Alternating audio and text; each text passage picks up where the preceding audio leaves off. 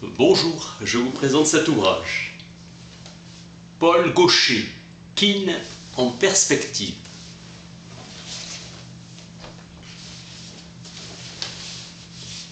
Keane radicalise les vues de Duhem en écrivant que les énoncés scientifiques affrontent le tribunal de l'expérience non pas isolément, mais comme un corps constitué. Il formule un critère permettant de localiser puis de mesurer la charge ontologique des théories. La traduction est une indétermination, irréductible, car on ne peut appréhender la signification d'un texte que relativement à un manuel de traduction. Keane, maître incontesté de la philosophie américaine. Jean Wahl se posait la question si la philosophie est une île ou un promontoire. Une île car elle a un objet propre et des méthodes autonomes. Un promontoire car observatoire privilégié. Métascience plutôt que constituée. Les questions d'existence alimentent la réflexion des philosophes. Le philosophe gravit un échelon de plus dans l'échelle de la généralité. Souci ontologique du philosophe qui se différencie dans l'envergure des catégories. Le philosophe part du cadre conceptuel que la science lui livra. La philosophie est solidaire de la théorie scientifique. Conviction que les philosophes désirent découvrir le caractère de la réalité. La synonymie entre énoncés consiste dans la ressemblance de méthodes de confirmation et d'information empirique. La valeur de vérité dépend de l'état de choses décrit et du sens des mots. Holisme sémantique qui affirme que l'unité de signification est la science tout entière. Thèse de Keane.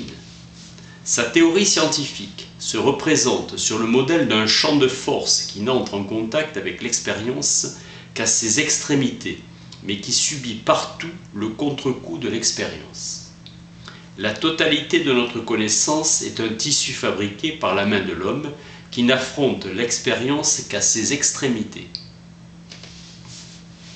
Duhem écrit que lorsque l'expérience est en désaccord avec les prévisions, l'une au moins des hypothèses est inacceptable et doit être modifiée. Chez Keane, un énoncé peut être tenu pour vrai face à une expérience récalcitrante en invoquant l'hallucination. Selon Grunbaum, un physicien comme Poincaré s'accordera plus de liberté de manœuvre qu'un physicien duhémien. Le holisme épistémologique chez Keane repose sur la distinction entre théorie et langage. Chomsky reproche à Keane sa tendance à employer l'un terme pour l'autre.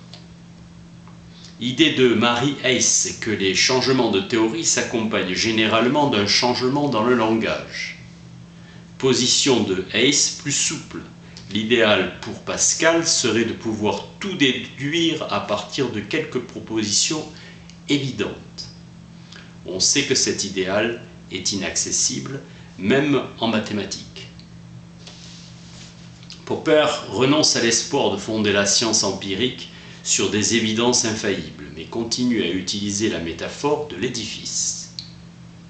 Idée de Keane, en appliquant méthodiquement la méthode scientifique, on s'approche asymptotiquement de la théorie idéale de la vérité conçue comme la collection infinie de tous les énoncés vrais. Avec Keane, traduire, c'est toujours traduire une langue et non pas un texte. Avec Austin, on doit abandonner l'empirisme qui fait de l'observation le critère ultime de la vérité des théories. Dans le passé, on a reproché à Condillac son caractère abstrait et spéculatif de sa notion fondamentale, la notion de sensation. Pour devenir bilingue, nous dit Keane, l'ethnologue doit acquérir la capacité de reconnaître sans équivoque les erreurs commises par les indigènes. Indétermination de la traduction. Pour poser des questions, l'ethnologue doit préalablement repérer certains mots dans la langue indigène qui correspondent à sont les mêmes et sont différents en français. La théorie, écrit Kuhn, est un paramètre ultime. Il n'existe pas de philosophie première plus haute et plus sûre que la physique.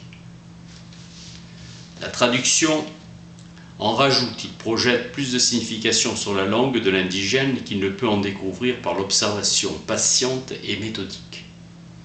Interprétation de Intika, Kuhn semble vouloir dire qu'une phrase assume l'existence de toutes les valeurs des variables liées qu'elle contient et pas seulement l'existence de ces valeurs spécifiques.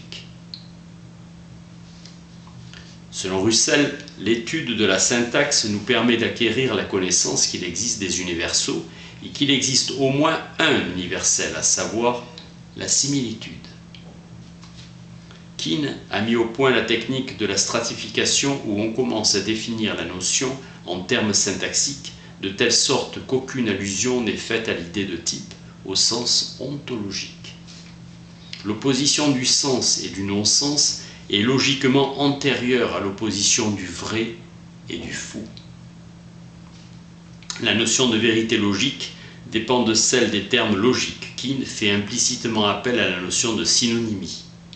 Kuhn observe qu'on peut circonscrire la classe des vérités de logique en disant qu'elle se confond avec la classe des énoncés démontrables à l'aide des méthodes de preuve du calcul des prédicats et de la logique de l'identité. La physique quantique offre un bon exemple de conflit entre la logique et la physique, théâtre d'anomalies causales permettant de dériver certains énoncés puis décrivant des événements microphysiques n'obéissant pas aux lois établies pour les phénomènes physiques observables. Importance accordée par Kuhn à la mise au jour de mécanismes. La théorie de l'intentionnalité prend les verbes dire, croire, désirer pour des verbes désignant des relations, une intention. Kuhn restera le philosophe qui a réussi à concilier la radicalité inhérente à l'approche philosophique avec une pondération toute scientifique. En proposant une notation canonique, unitaire pour la science, Kuhn s'inscrit dans la tradition de l'empirisme logique, mais conduit l'unification plus loin en annexant la philosophie à la science, au lieu de l'exiler dans la méta-science.